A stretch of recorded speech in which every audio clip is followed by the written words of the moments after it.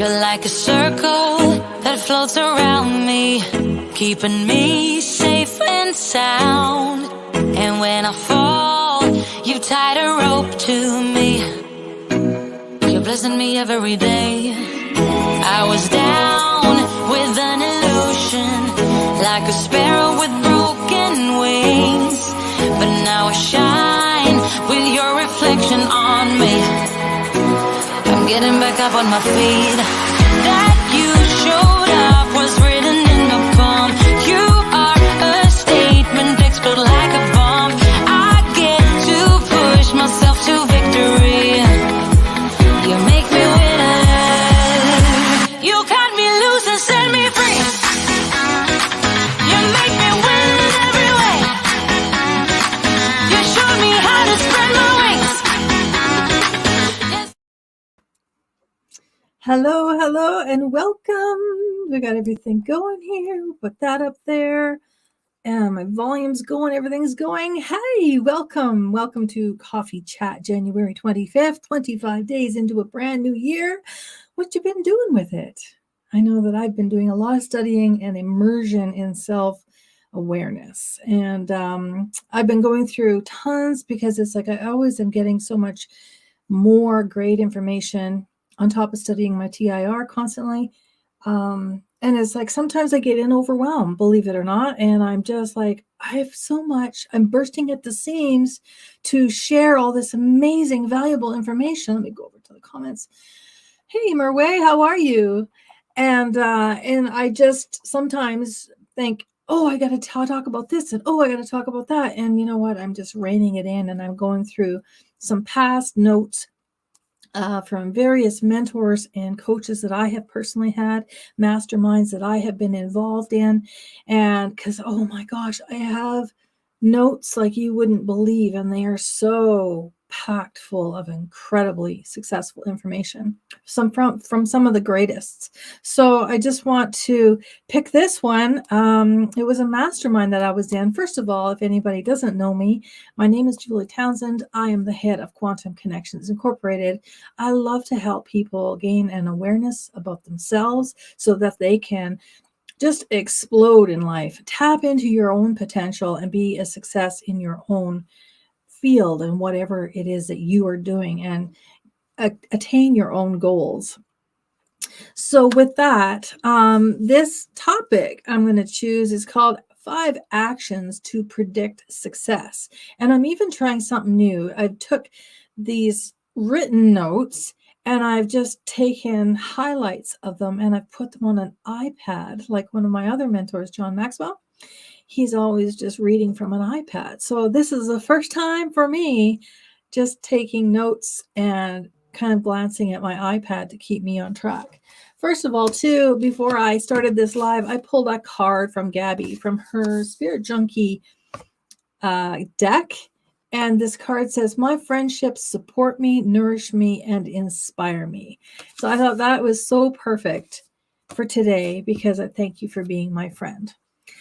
Today, 5 actions to predict success. Remember, these people that I have studied with in this particular mastermind have done it.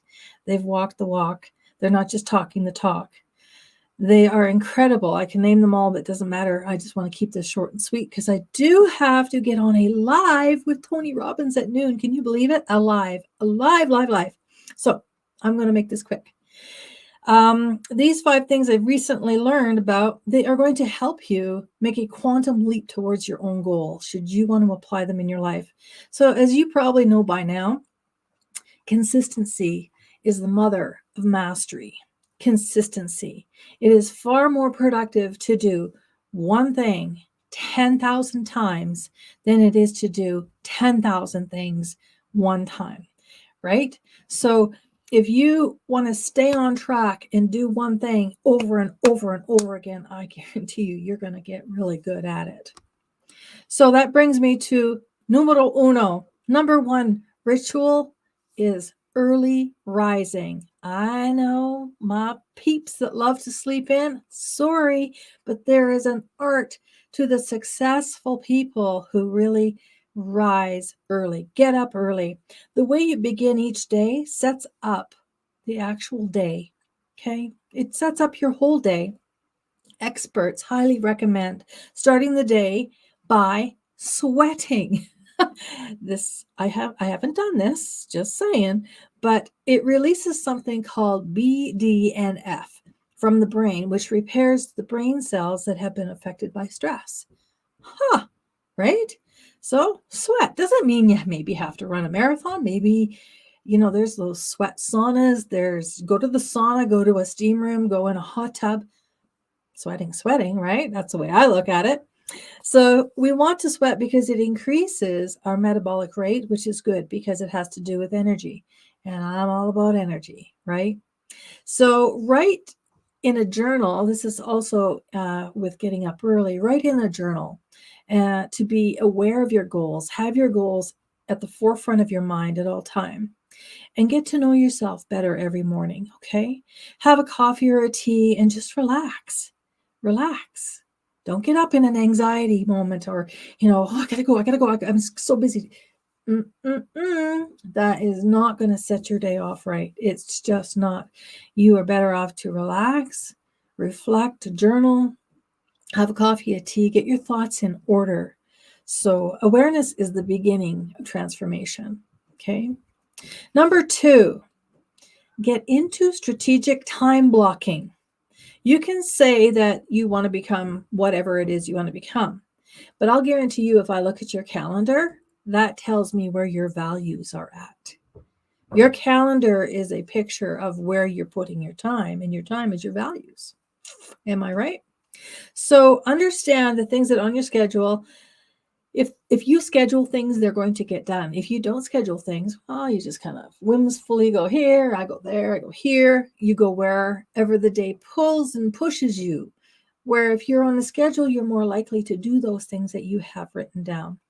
And also, if you put it in a digital device, we are becoming so conditioned to beeps and notifications and all of these things. They're not going to be as effective as if you were to write them down, even just a piece of paper. Once the day is done, it's done. It's history. So crumple the paper and get rid of it. So if you had 5 papers that outline your week, then do that. Our minds are way too conditioned. I know I have a Google Calendar and I have this and this and this, and it's constantly reminding me every hour what I'm doing. And sometimes, I kid you not, because I know at the end of the day, it's just going to be notifications like remind to drink your water, remember to do this, remember to do that. And I just zone out. I don't even look at it. I don't even listen to it. So I really urge you to put it on paper. Make it a daily practice of writing down. And what I do personally, I've said in the past, is the night before I go to sleep, I write down 6 activities that are my priorities that I want to get done today that are going to advance me towards my goals that are non-negotiable. And then if they don't get done, hey, I carry them on to the next day. If they get done in the first 1 hour of my day or 5 hours of my day or whatever, great. Doesn't mean that you get to just play hooky for the rest of the day. Maybe think about doing something else or calibrating your thoughts into higher goals or something like that. Anyway, align yourself with your goals, okay? Number 3, become an over-deliverer. Think about this. Go the extra mile. Do more than what is expected. So in this day and age, that's not hard to do, right? You're going to stand out quickly. So become indispensable. Businesses, like when you go someplace, you usually get at least what you expect or less. Am I right?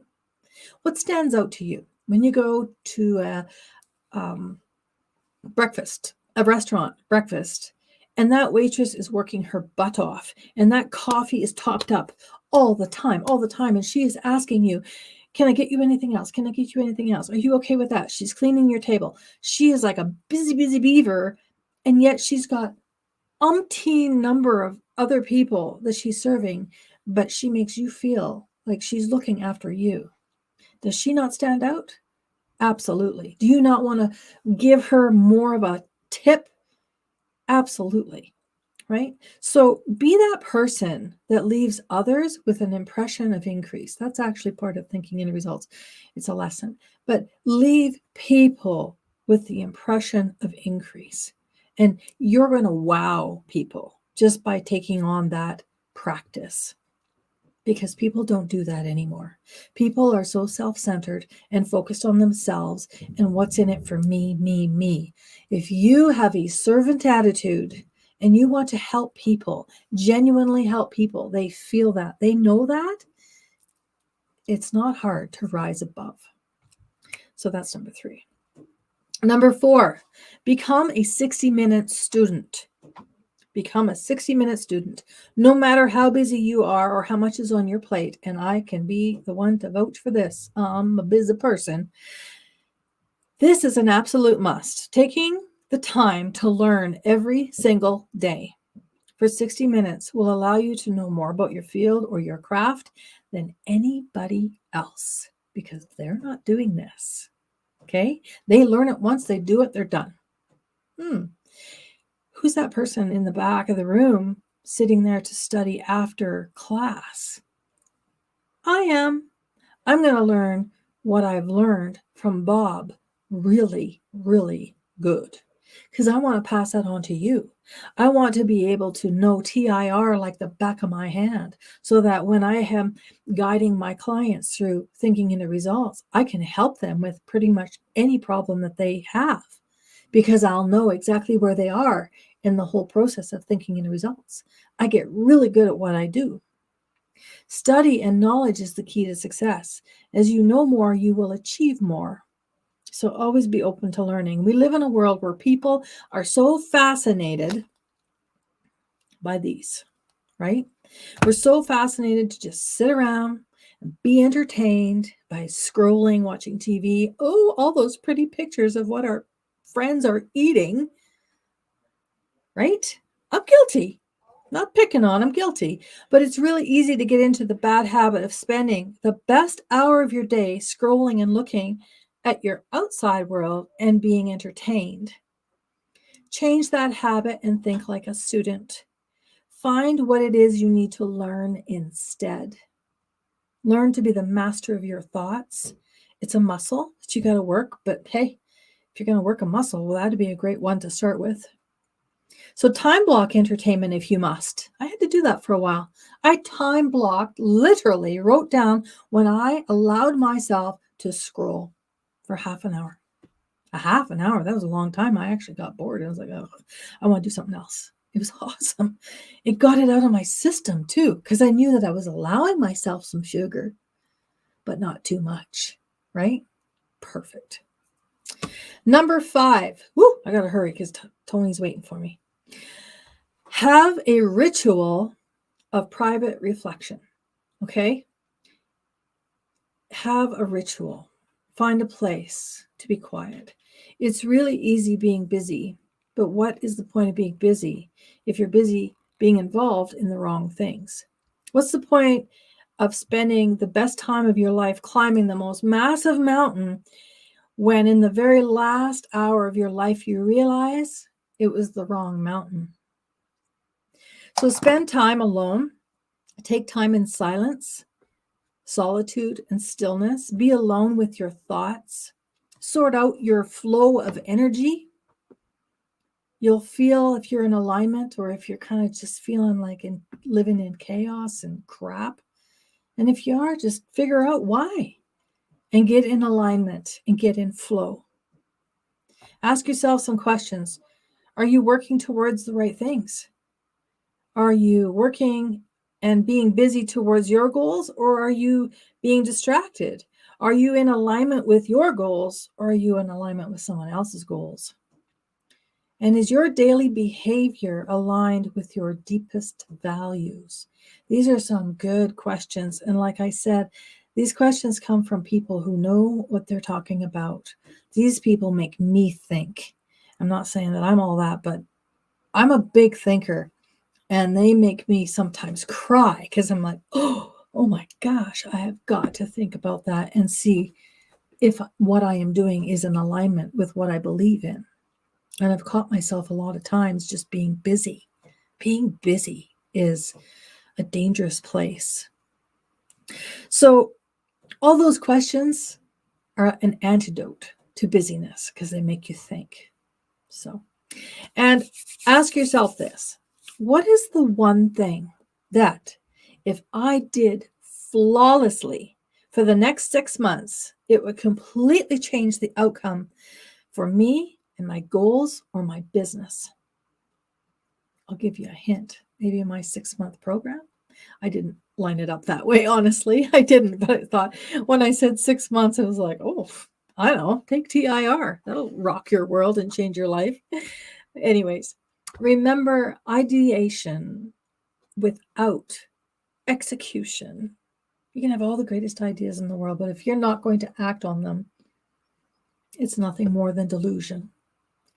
Ideation without execution is nothing more than delusion. I'm going to leave you with that. I have 3 minutes to get ready. Thank you for joining me.